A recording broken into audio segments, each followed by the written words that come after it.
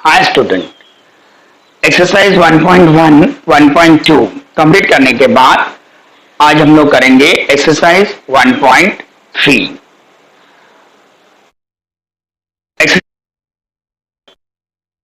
जो पहले तो आप सीखोगे वेन डायग्राम, सबसेट क्या होता है, यूनिवर्सल सेट क्या होता है और कॉम्प्लीमेंट ऑफ सेट क्या होता है। 1.1 में आपने ये सीखा कि किसी सेट को आप कैसे लिखते हो, कैसे रिप्रेजेंट करते हो। 1.2 में आपने singleton set, finite set, infinite set, null set, ये सब बातें आपने सीख ली। अब बच्चों पहले देखते हैं वेन डायग्राम क्या होता है। एक मैथमेटिशियन है जिनका नाम है जॉन वेन। इन्होंने सेट को रिप्रेजेंट करने के लिए कुछ क्लोज फिगर्स का यूज किया। अभी क्लोज फिगर का मतलब क्या होता है, समझो मैंने ट्रायंगल ड्रॉ किया तो ट्रायंगल जो है ये क्या है, क्लोज फिगर है। सर्कल ये भी क्या है, क्लोज फिगर है। रेक्टेंगल भी क्या है, क्लोज फिगर है। तो अगर कोई आपसे पूछे कि व्हाट इज वेन डायग्राम, तो आप कहोगे Venn diagram are nothing but a close figure used to represent the set is called as a Venn diagram. मतलब अगर आप क्लोज फिगर का यूज करते हो सेट को रिप्रेजेंट करने के लिए तो उसको आप क्या कहते हो, वेन डायग्राम कहते हो। It was discovered by John when. अब समझो मेरे पास एक सेट है ए और ये सेट के एलिमेंट है 1 2 3 4 5। अब ये तो मेरा नॉर्मल मेथड हो गया सेट को लिखने का। अब यही सेट जब मैं इस वे से लिखूं, मैंने यहां पर एक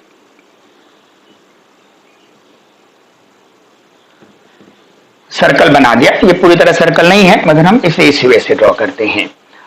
अब ये सर्कल में मुझे इस सेट को रिप्रेजेंट करना है, तो ये सेट का नेम क्या है, सेट ए है। तो यहां पे मैं लिख दूंगा 1 2 3 4 5, कहीं भी लिख सकते हो आप।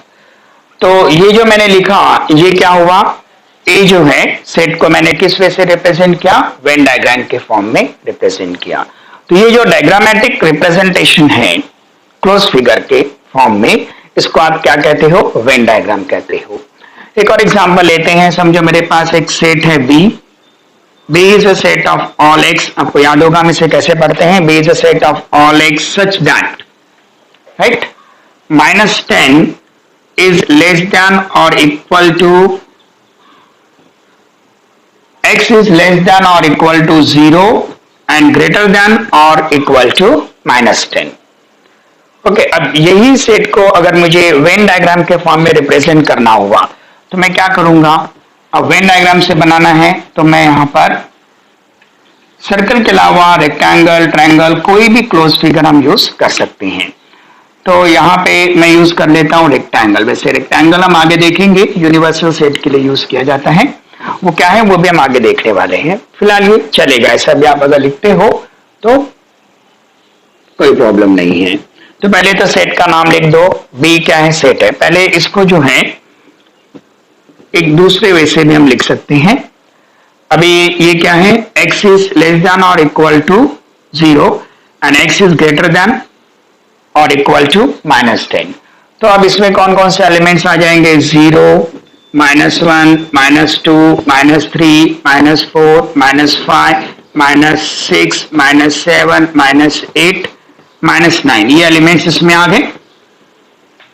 ठीक है, क्यों, क्योंकि x इज लेस देन और इक्वल टू 0 तो 0 आ गया, ग्रेटर देन और इक्वल टू -10। तो बच्चों इसमें -10 भी आएगा क्योंकि ये इक्वल टू है। इसको हम ऐसे पढ़ते हैं, लेस देन और इक्वल टू, लेस देन और इक्वल टू। तो ये इक्वल टू के साइन को हम यहाँ पे लाइन के फॉर्म में दे देते हैं। तो यहाँ पे बच्चों अब इसमें क्या क्या आ जाएगा, 0 -1 कॉमन ही देते हैं, -2 -3 -4 -5 -6 -7 -8 -9 -10। तो ये क्या हो गया, इस सेट का रिप्रेजेंटेशन हो गया। तो मेरे ख्याल से ये बात आपको समझ में आ गई कि एग्जैक्टली वेन डायग्राम क्या है। वेन डायग्राम नाम ही है उसका, वेन डायग्राम, इसका मतलब क्या है, ये डायग्रामेटिक रिप्रेजेंटेशन है किसी भी सेट का।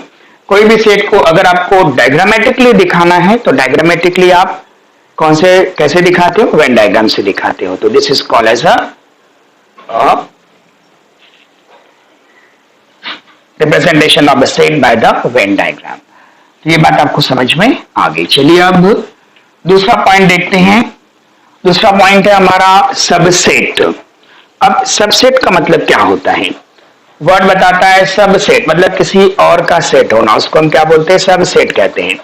समझो, पहले मैं रीड कर देता हूं। If A and B are two set, अगर ए और बी दो सेट है, and every element of set B is also element of set A, तो सेट बी का जो भी एलिमेंट है अगर वो सारे के सारे एलिमेंट सेट ए में हैं, then we say that B is a subset of A. अगर मान लो एक सेट है ए और दूसरा सेट है बी, बी के सारे जो एलिमेंट्स है सब के सब एलिमेंट अगर ए में प्रेजेंट है तो हम क्या कहेंगे, बी जो है वो ए का छोटा सा पार्ट है, मतलब बी जो है वो क्या है, ए का सबसेट है। तो एग्जाम्पल के फॉर्म में देख लेते हैं तो शायद आपको ज्यादा क्लियर हो जाएगा। समझो मेरे पास एक सेट है ए, और बच्चों ए के एलिमेंट्स हैं 1 2 3 4 5 6 7 8 और 9। चलो 8 तक के ले लेते हैं, ठीक है।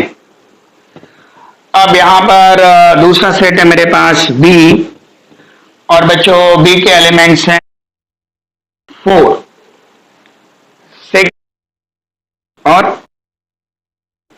8। अब बताओ बी के जो एलिमेंट्स है 2 4 6 8, क्या वो ए में है क्या, हाँ 2 है 4 है 6 है 8 है, मतलब बी जो है वो ए का एक पार्ट है। तो हम ऐसा कहेंगे कि B, all elements of B, all elements of B are, और ऑल एलिमेंट्स ऑफ बी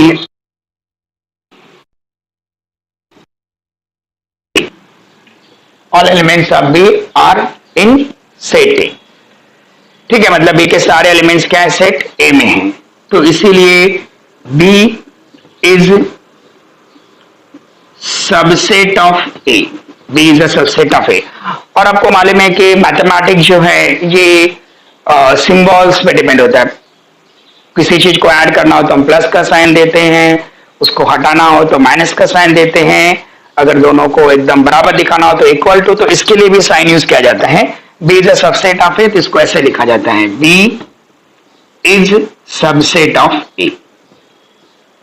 तो इसे आप क्या पढ़ते हो, B is a subset of A, मतलब बी जो है वो ए का सबसेट है, ठीक है। अब हमने वेन डायग्राम सीखा, तो अब सबसेट को हम वेन डायग्राम के फॉर्म में कैसे रिप्रेजेंट करते हैं, मतलब इन दोनों चीजों को हमें वेन डायग्राम के फॉर्म में रिप्रेजेंट करना है। तो ये बड़ा होगा और ये क्या होगा, छोटा होगा। तो पहले क्या कर लो, दो सर्कल बना लो, ये छोटा वाला सर्कल और ये बड़ा वाला सर्कल, ठीक है। जो छोटा वाला सर्कल है वो बी को रिप्रेजेंट करेगा, तो यहाँ पे बी लिख दो, और बी के पहले हमेशा जो सबसेट होगा किसी बड़े सेट का, पहले उसके एलिमेंट्स लिखने का। तो बी के एलिमेंट्स क्या हैं, 2 4 6 और 8, तो ये क्या रिप्रेजेंट करता है, बी सेट को रिप्रेजेंट करता है। और बड़ा वाला सेट क्या है, ए सेट को रिप्रेजेंट करता है। तो अब बच क्या गया इसमें, 1 फिर 3 5 और 7, तो 1 2 3 4 5 6 7 8 सारे के सारे आ गए, राइट। तो अब ये क्या रिप्रेजेंट करता है, बी जो है वो ए का ही क्या है, पार्ट है। और ए, अगर आपको ए के एलिमेंट बोले जाएंगे तो ए के एलिमेंट क्या होंगे, 1, ये सारे के सारे क्या होंगे, ए के एलिमेंट्स होंगे, और उसमें से बी के एलिमेंट्स ये है, बी के एलिमेंट्स ए के एलिमेंट्स का पार्ट है। मतलब ये क्या हो गया, B is a set of, B is a subset of A, ठीक है।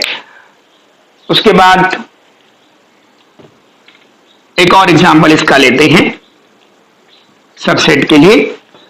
अब समझो आपके पास ऐसा दिया हुआ है n, बच्चों n क्या होता है, सेट ऑफ नेचुरल नंबर्स। आपको मालूम है ना, W set of whole numbers, integers, rational और इरेशनल नंबर्स।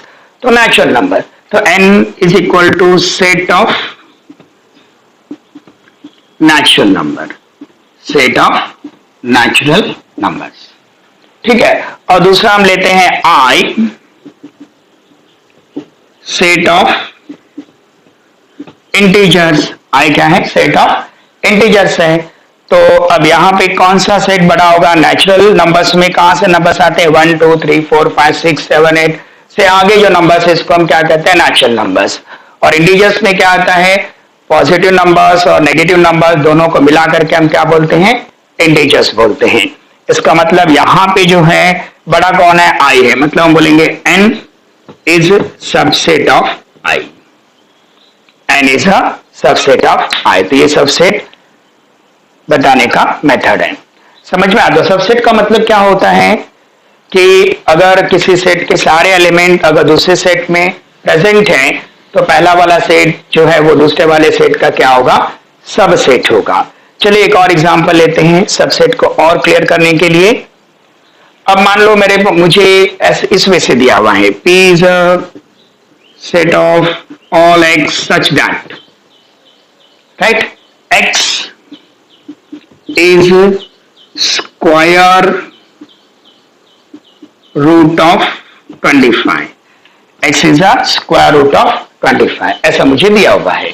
ठीक है, और दूसरा मुझे ऐसा दिया हुआ है s is a set of all y such that y belongs to, ये साइन भी आपको याद होगा, belongs to मतलब का एलिमेंट होना, तो y belongs to I मतलब क्या होगा बच्चों? इंटीजर्स। ओके, उसके बाद -5 y is greater than -5 and less than 5, less than 5। कैसे पढ़ोगे इसको? पहले यहां से चालू करने का, y is less than or equal to 5 and y is greater than or equal to -5। तो इक्वल टू भी है, मतलब इन दोनों को भी हमको इंक्लूड करना पड़ेगा। तो पहले एक काम करते हैं, ये जो सेट है इसको हम दूसरे वे से रिप्रेजेंट कर देते हैं। P is the set of all x such that x is the square root of 25। 25 का स्क्वायर रूट क्या होता है बच्चों? 5। ओ नहीं, 25 का स्क्वायर रूट +5 और -5 दोनों होता है। क्यों? क्योंकि आप -5 इंटू -5 करोगे तो कितना आएगा? 25 आएगा। 5 इंटू 5 करोगे तो भी कितना आएगा? 25 आएगा। मतलब 25 का स्क्वायर रूट खाली 5 नहीं होता, +5 भी होता है और -5 भी होता है। कोई भी नंबर का स्क्वायर रूट इसके बाद अगर आपको कोई पूछे, जैसे मैंने आपसे पूछा 49 का स्क्वायर रूट, आप बोलोगे +7 -7। अगर मैं आपसे पूछा 36 का स्क्वायर रूट, आप बोलोगे +6 -6। तो यहाँ पे P is a set of all x such that x is the square root of 25, तो यहाँ पे -5 और क्या आएगा? 5 आएगा। ठीक है, अभी आप क्या करोगे? दूसरा जो सेट है S, क्या दिया उसने? कैसे पढ़ोगे? S is a set of all y such that y belongs to integer, y is less than or equal to 5 and greater than or equal to -5। तो बच्चों स्टार्ट करो -5 से, -5 -4 -3 -2 -1 0 1 2 3 4 और यहाँ पे क्या आ गया? 5 आ गया। ठीक है बच्चों, अब इसको जो है मुझे वेन डायग्राम के फॉर्म में रिप्रेजेंट करना। ठीक है, वेन डायग्राम के फॉर्म में आप रिप्रेजेंट कर सकते हो। अब यहाँ पे ये बताओ कि कौन किसका सबसेट है? -5 और 5, S में -5 है और यहाँ भी 5 है। इसका मतलब क्या आ जाएगा? P is subset of S। और जब आप इसको वेन डायग्राम के फॉर्म में बनाओगे तो फिर बीच में क्या बना देना? -5 और 5 बना देना और बाकी एक और बड़ा सर्कल बना देना, बाकी एलिमेंट्स उसमें लिख देना। ठीक है, तो वो क्या आ जाएगा इसका? चलो मैं आपको बना के दिखा देता हूं। अभी यहाँ पे समझे छोटा सर्कल लिखा -5 और यहाँ पे क्या लिखा? 5 लिखा, तो ये क्या हो गया? P हो गया। फिर एक इसके ऊपर एक बड़ा सा सर्कल बना दो। अब ये बड़ा सर्कल जब बनाओगे तो -5 और 5 को छोड़ के बाकी सारे एलिमेंट लिख दो। तो क्या लिखोगे? -4 -3 -2 -1 0 1 2 ओके, तो ये क्या हो गया, राइट। तो ये सबसेट का ये मतलब है। तो सबसेट का मतलब क्या होगा, अगर मान लो किसी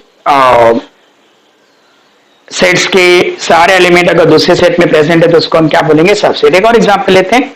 मान लो आपके स्कूल के जितने भी स्टूडेंट हैं वो सारे स्टूडेंट से 15 स्टूडेंट का क्रिकेट का टीम बनाना है, 15 स्टूडेंट का क्रिकेट का टीम बनाना है। तो जो 15 स्टूडेंट हैं इनका जो सेट होगा वो स्कूल के सारे बच्चे जो हैं उनका ही पार्ट होगा। मतलब यहाँ पे जो स्कूल के जो 15 टीम मेंबर्स हैं वो 15 टीम मेंबर जो हैं वो पूरे वाले सेट का क्या आ जाएगा, पार्ट आ जाएगा। जैसे अब यहाँ पे मैं ऐसे लिखूंगा, team of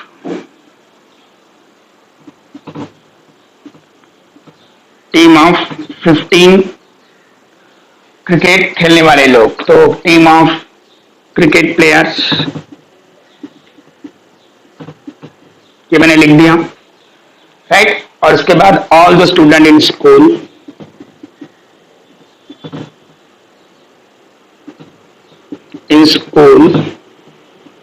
who play cricket. तो ये जो टीम ऑफ 50 मेंबर्स है इनमें से सिलेक्ट किए जाएंगे। तो ये क्या हो गया, पूरे वाले सेट का सबसेट हो गया, राइट। अब सबसेट कॉन्सेप्ट क्लियर करने के बाद नेक्स्ट जो कॉन्सेप्ट है वो है यूनिवर्सल सेट। कौन सा सेट, यूनिवर्सल सेट। अब यूनिवर्सल सेट का मतलब क्या होता है, a set which will accommodate all the given set under consideration is called universal set. मतलब अगर कोई सेट है और वो जो सेट है उसमें 6-7 सेट आपको और दिया और 6 के 6 जो सेट्स के एलिमेंट्स है उस बड़े वाले सेट में प्रेजेंट है, तो बड़ा वाला सेट जो है बाकी सबका क्या होगा, यूनिवर्सल सेट होगा। ठीक है। Universal set is usually represented by, it is represented by U. हम इसको यू लेटर से दिखाते हैं। एंड इन वेन डायग्राम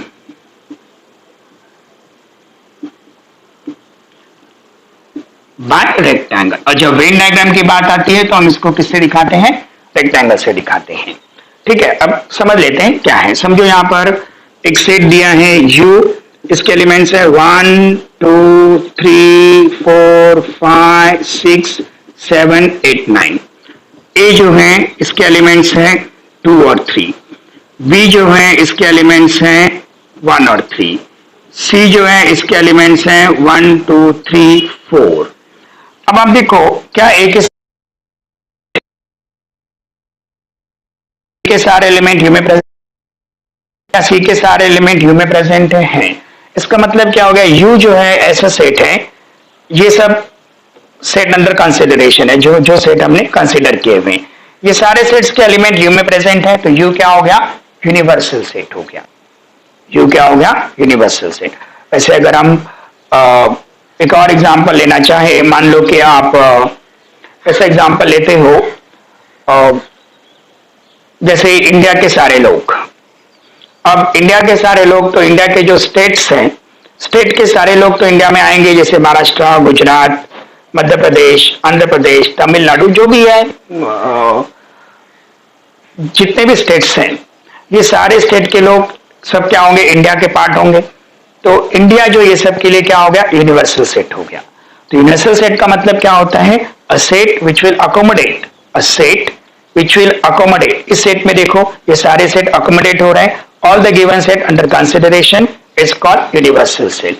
और universal set is usually represented by U. Venn diagram में आप इसको किससे दिखाते हो, यू से दिखाते हो, राइट। अब एक छोटी सी बात और आपको बता दूं, अगर मान लो आपको ऐसा क्वेश्चन दिया है,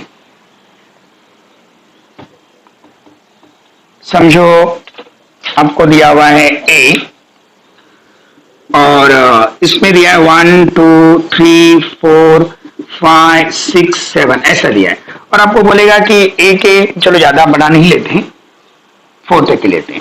अब बोलेगा A के जो है सारे सबसेट बताओ। तो अब A के क्या बताओ, सबसेट। तो A का सबसेट, तो सबसे पहले आप लिख सकते हो बी पॉसिबल सबसेट, तो 1 2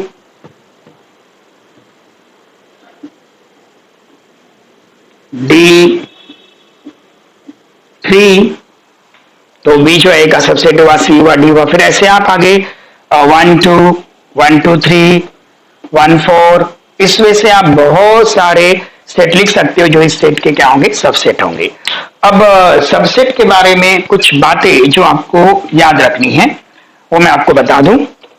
तो बच्चों इसमें देखो कैसा होता है कि एवरी सेट, सबसेट के लिए कुछ बातें, every set is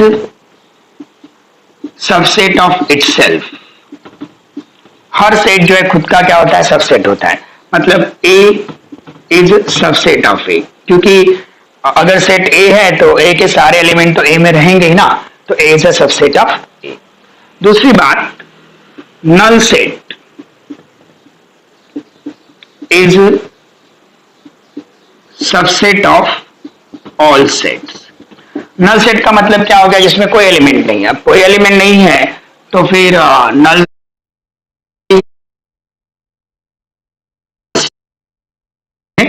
null set उसका सबसेट रहेगा ही रहेगा।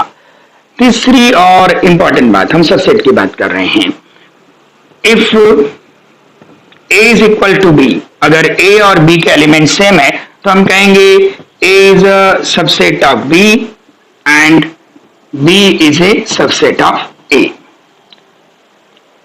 क्योंकि ए के सारे एलिमेंट बी में है तो A is a subset of B. अगर कहीं आपको ऐसा कंडीशन मिलता है A is a subset of B and B is a subset of A, इसका मतलब क्या होगा, ए और बी क्या होंगे, इक्वल होंगे। और एक बात, अगर आपको ऐसा दिया है A is a subset of B and B is a subset of A, इसका मतलब क्या हो गया, therefore A is equal to B.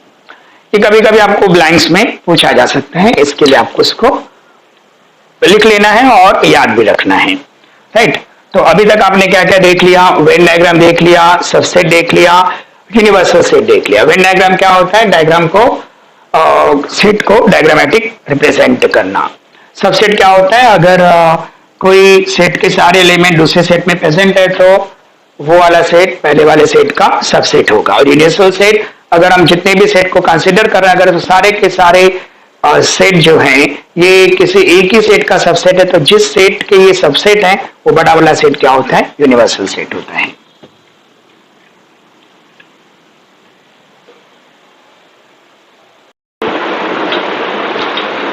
तो बच्चों अभी कॉम्प्लीमेंट ऑफ सेट, मतलब 1.3 सीखने के लिए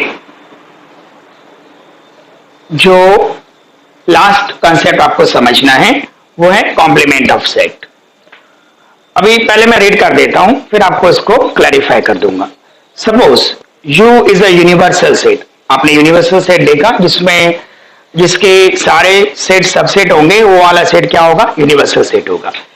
if B is a subset of A, B is a subset of A, then set of all elements in U which are not in set B is called the complement of B।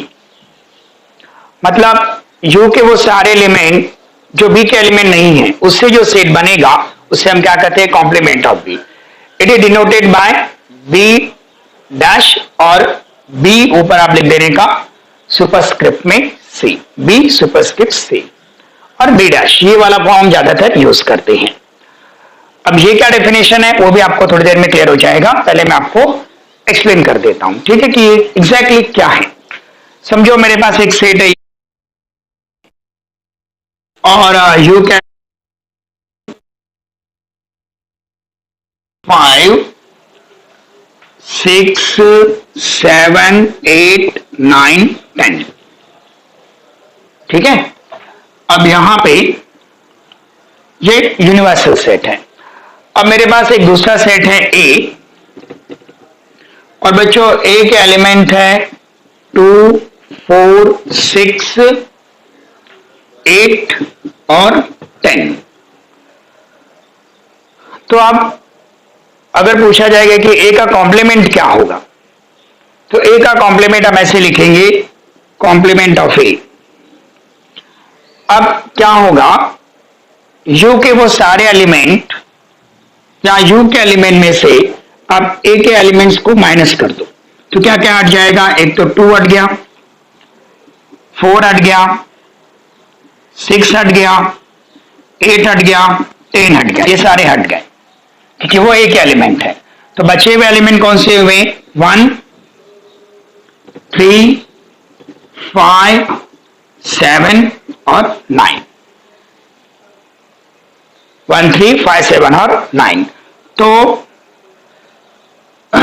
You के वो सारे element जो set ए का part नहीं है उनसे क्या बनता है? कॉम्प्लीमेंट बनता है।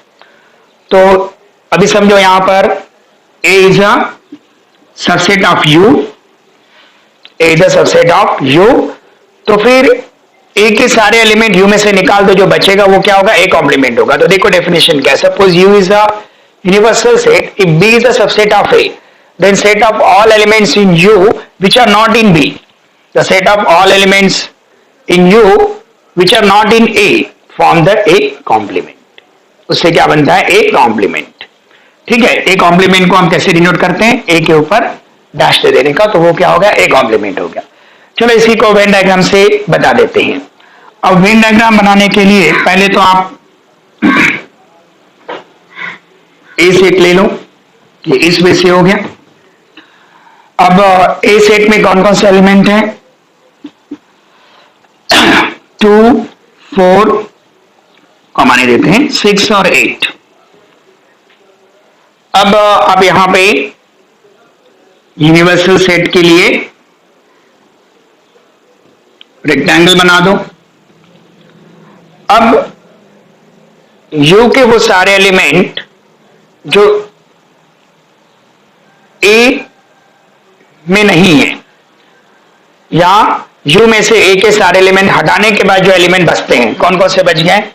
1, 3, 5, 7 और 9। तो इससे क्या बनेगा? एक कॉम्प्लीमेंट बनेगा। मतलब अगर मैं ए और ए कॉम्प्लीमेंट दोनों को ऐड कर दूं, तो दोनों को ऐड करने के बाद फिर से क्या बन जाएगा? यूनिवर्सल सेट ही बन जाएगा। और आप ये बात भी ध्यान रखना कि ए और ए कॉम्प्लीमेंट में देखो कोई भी कॉमन एलिमेंट नहीं होगा, और दोनों को ऐड करने पर फिर से क्या बन जाता है? यूनिवर्सल सेट बन जाता है। तो कॉम्प्लीमेंट, किसी भी सेट का कॉम्प्लीमेंट अगर फाइंड करना है तो वो सेट के सारे एलिमेंट यूनिवर्सल सेट में से हटा दो, यूनिवर्सल सेट में जो बच जाएगा वो सेट का क्या होगा? कॉम्प्लीमेंट होगा। वो वाले सेट के सारे एलिमेंट यूनिवर्सल सेट से हटा दो, हटा दिया, ए के सारे एलिमेंट यूनिवर्सल सेट से हटा दिया, तो जो भी बचा 1, 3, 5, 7, 9, ये क्या हो गया? ए का कॉम्प्लीमेंट हो गया। तो ये कॉम्प्लीमेंट बताने का तरीका है। ठीक है, एक और एग्जांपल लेते हैं तो आपको ये ज्यादा क्लियर हो जाएगा। राइट, समझो मेरे पास एक सेट है U, और U के एलिमेंट्स हैं 1, 3, 9, 11, 13, 18 और 19, ये एलिमेंट्स हैं। और दूसरा सेट है B के एलिमेंट्स हैं 3, 9, 11 और 13। अब आपको पूछा जाता है B कॉम्प्लीमेंट बताओ, तो B कॉम्प्लीमेंट बोलो क्या करोगे? यूनिवर्सल सेट में से 3 हटा दो, 9 हटा दो, 11 हटा दो, 13 हटा दो। ये हटाने के बाद क्या बचा? 1, 18 और 19 बचा। 1, 18 और क्या बचा? 19 बचा। तो 1, 18, 19 क्या हो गया? ये बी सेट का कॉम्प्लीमेंट हो गया। अगर इन दोनों को ऐड करोगे तो फिर से क्या मिल जाएगा?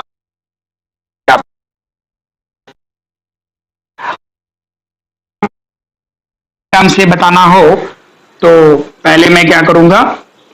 जो बी है वो सेट को लिख दूंगा। तो बी सेट में कौन कौन से एलिमेंट आएंगे? 3, 9,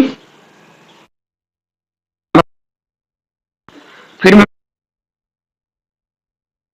और यहां पे लिख दूंगा बी कॉम्प्लीमेंट, और बी कॉम्प्लीमेंट में क्या क्या क्या क्या आ जाएगा? 1, 18 और क्या आ जाएगा 19, और ये सबसे मिलके क्या बन गया यूनिवर्सल सेट। यूनिवर्सल सेट में ये भी आ गया और ये भी आ गया, राइट। अब एक इंटरेस्टिंग सी एक्टिविटी करते हैं और इसको मैं मिटा देता हूं। अगर बच्चों मैं आपसे पूछूं कि बी कॉम्प्लीमेंट का कॉम्प्लीमेंट क्या होगा, बी कॉम्प्लीमेंट का कॉम्प्लीमेंट क्या होगा, बी कॉम्प्लीमेंट का कॉम्प्लीमेंट, तो क्या करना पड़ेगा, बी कॉम्प्लीमेंट तो ये है ना 118 19 है, तो 1 18 और 19 आप यूनिवर्सल सेट से हटा दो। अगर आपने 1 18 19 हटा दिया तो बच्चों क्या बचेगा 3 9 11 13 बचेगा, और 3 9 11 13 कौन सा सेट है, बी सेट है। मतलब अगर मान लो हम किसी सेट के कॉम्प्लीमेंट का कॉम्प्लीमेंट फाइंड करें, किसी सेट के कॉम्प्लीमेंट का कॉम्प्लीमेंट फाइंड करें तो हमें वापस क्या मिलता है, वही सेट मिलता है। क्या बोला मैंने, किसी सेट के कॉम्प्लीमेंट का कॉम्प्लीमेंट फाइंड करें तो क्या मिलेगा, वही सेट मिलेगा। मतलब हम ऐसा बोल सकते हैं कि complement of complement is the given set itself. Important लाइनें लिख लेते हैं, complement of complement of complement is given set itself. Complement of complement is a given set itself. ठीक है। अभी एक और इंपॉर्टेंट बात, कुछ बातें आपको याद रखनी है कॉम्प्लीमेंट के लिए।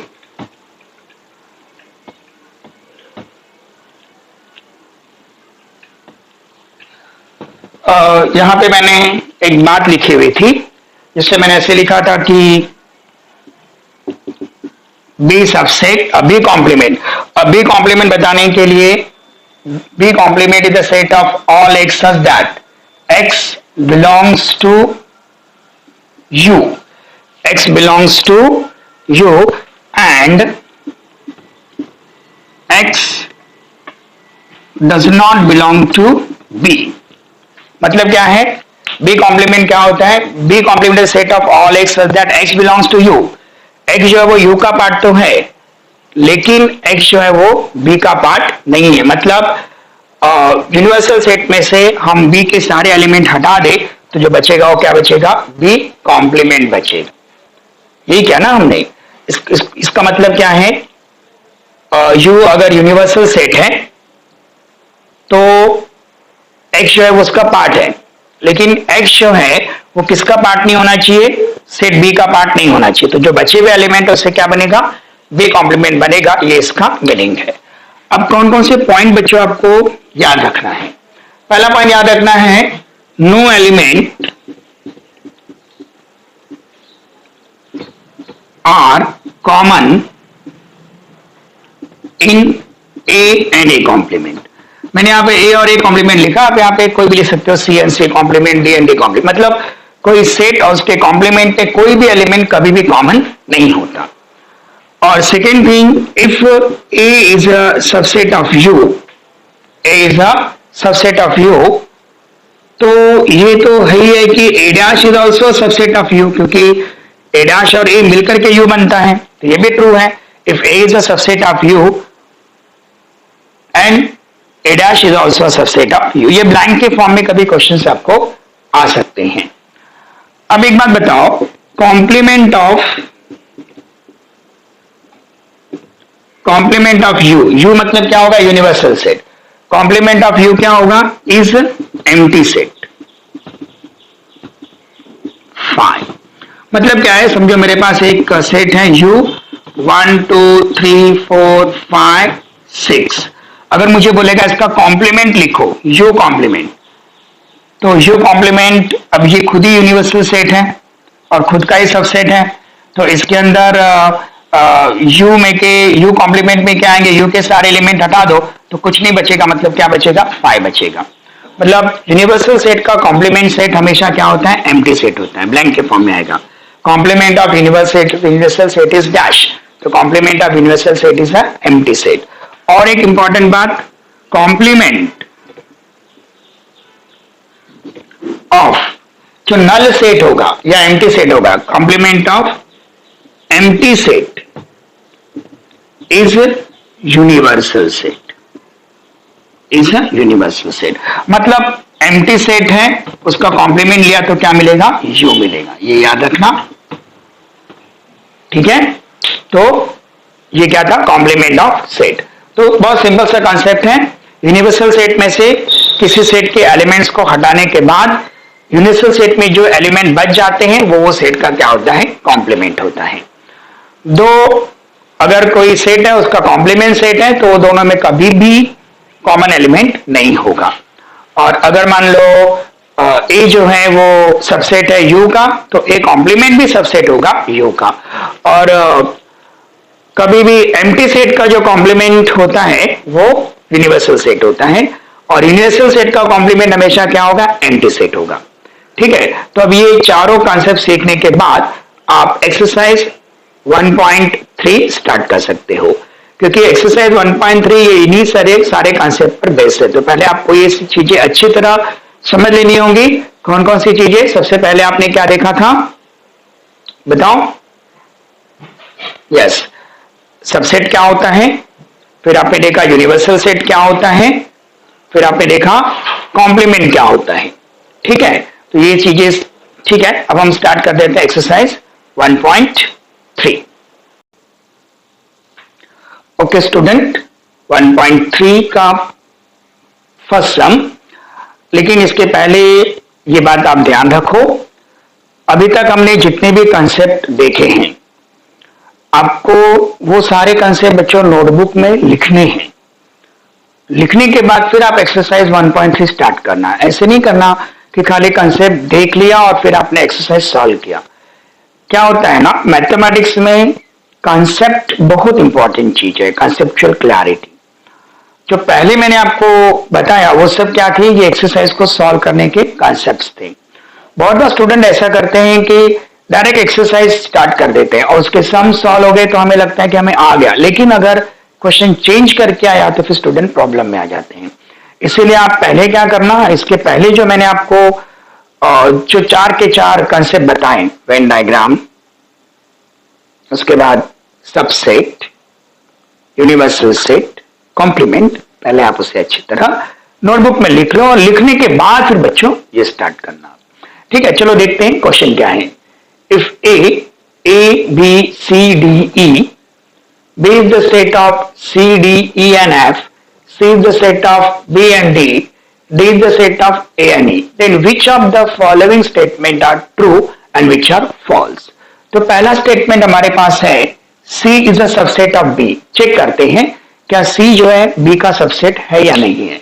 तो ये और ये C के एलिमेंट्स क्या है, B और D है। क्या C के सारे एलिमेंट B में हैं? नहीं बच्चों, यहां पर B और D, खाली D है, B नहीं है। अगर B नहीं है तो फिर हम क्या कहेंगे, ये C जो है B का सबसेट नहीं है। तो आंसर कैसे लिखा जाएगा, फर्स्ट का आंसर आपका आएगा, फर्स्ट जो आपको दिया है C फॉल्स। इसका आंसर क्या आ गया, फॉल्स। खाली इतना लिख के नहीं चलेगा, आपको ये बताना पड़ेगा कि क्यों फॉल। तो आप लिखोगे एलिमेंट, एलिमेंट कौन सा एलिमेंट, सी का कौन सा एलिमेंट बी में नहीं है, एलिमेंट बी। तो एलिमेंट बी, देखो ये जो बी है इसमें है क्या, नहीं है। Element B of set C is not in set B. समझा बच्चों, क्या लिखा आपने, C is a subset of B, ये फॉल्स है। क्यों फॉल्स है, क्योंकि B और D में से जो एलिमेंट B है वो इस सेट में नहीं है। तो element B of set C is not in set B। अब सेकेंड लेते हैं। सेकेंड आपको क्या बोला है, A is a subset of D। Check करते हैं, A is a subset of D है या नहीं, आपको बताना है। A is a subset of D, possible ही नहीं है, क्योंकि ए में कितने सारे एलिमेंट हैं और वो सारे के सारे एलिमेंट डी में तो खाली 2 ही एलिमेंट हैं। तो मतलब ये स्टेटमेंट भी क्या हो गया, फॉल्स हो गया। ये स्टेटमेंट फॉल्स क्यों हुआ बच्चों, क्योंकि all elements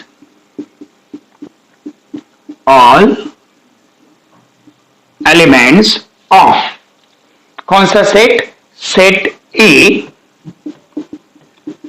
is not in set D, not in set D. ये बात समझ में आ गई। तो ये भी स्टेटमेंट क्या हो गया, फॉल्स हो गया। हाँ, डी क्या ए का, डी जो है क्या वो ए का सबसेट होगा, ए और ए, हाँ डी होगा मगर ए नहीं होगा। ओके, अब थर्ड हमको क्या दिया है, D is a subset of B. चलिए डी के एलिमेंट देखते हैं। डी के एलिमेंट क्या है, ए और ई है क्या, और बी के एलिमेंट क्या है, सी डी ई और एफ है। ए और ई, और बी में क्या है, सी डी ई और एफ है। तो इसका मतलब ये स्टेटमेंट भी क्या होगा, फॉल्स होगा। अच्छा बताओ क्यों फॉल्स होगा, चेक करते हैं। डी के एलिमेंट्स ए और ई है, बी के एलिमेंट्स क्या है, सी डी ई है। तो इसमें एक एलिमेंट नहीं है, कौन सा, ए जो है इसमें नहीं है। मतलब क्या लिखना पड़ेगा, एलिमेंट ए, जैसे इसको लिखा ना, तो element A of set D not in set B, is not in set B। ठीक है बच्चों। अब फोर्थ आपको क्या दिया हुआ है, D is a subset of A। क्या दिया है, D is a subset of A, वो तो हमने पहले देख लिया था। D is a subset of A, ए और ई यहाँ पे मौजूद है। मतलब ये स्टेटमेंट क्या हुआ, ट्रू हुआ, राइट। तो क्या लिखोगे, एलिमेंट, प्लूरल कर देते हैं, elements A and E, elements A and E both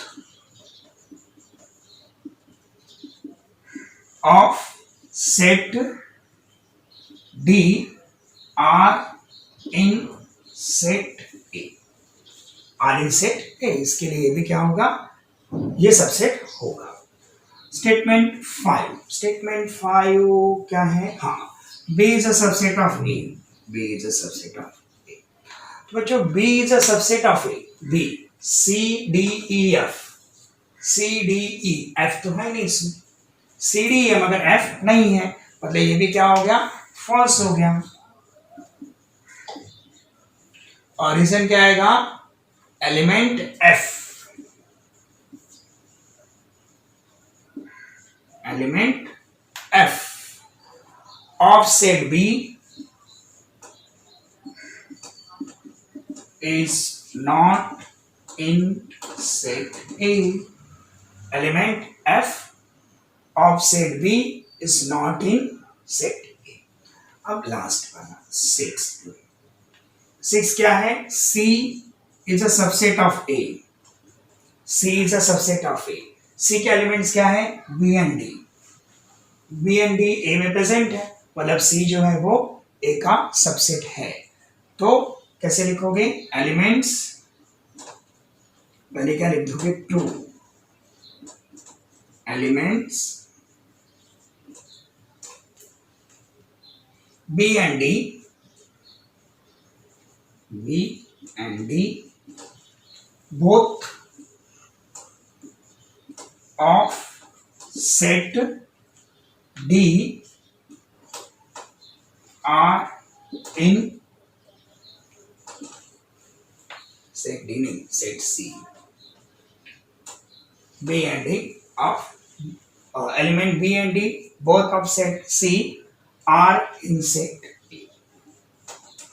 इसलिए स्टेटमेंट क्या होगा, ट्रू होगा, राइट। तो बच्चों मैं एक बार फिर से रिपीट कर रहा हूं, ये एक्सरसाइज सॉल्व करने से पहले आपको, इसके पहले जो मैंने 4 कंसेप्ट आपको बता दिए थे उसको आपको नोटबुक में नोट डाउन करना है। पहला कंसेप्ट क्या था, Venn diagram, second subset, third universal set और फोर्थ कॉम्प्लीमेंट ऑफ सेट। उसके प्रॉपर्टीज, और जैसा मैंने उसको बताया आपको, जैसा ब्लैक बोर्ड पर लिखा हुआ था, जिस वे से मैंने आपको एक्सप्लेन किया उसी वे से आप इसको नोट डाउन कर लेना। ठीक है, थैंक यू बच्चों। इसके बाद के सम नेक्स्ट वीडियो में करेंगे।